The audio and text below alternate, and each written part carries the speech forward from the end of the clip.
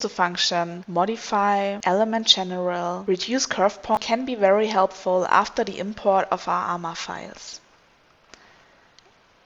As you may know, after the import of the files, the elements may have a lot of data points on the curves.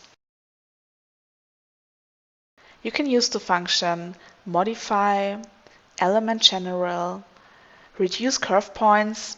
You can click on one curve with the left mouse button to reduce the points on this single line. You can also collect multiple lines with the right mouse button and confirm with the left click. With the spacebar, you have more options to maintain the curve and to keep the grade rules.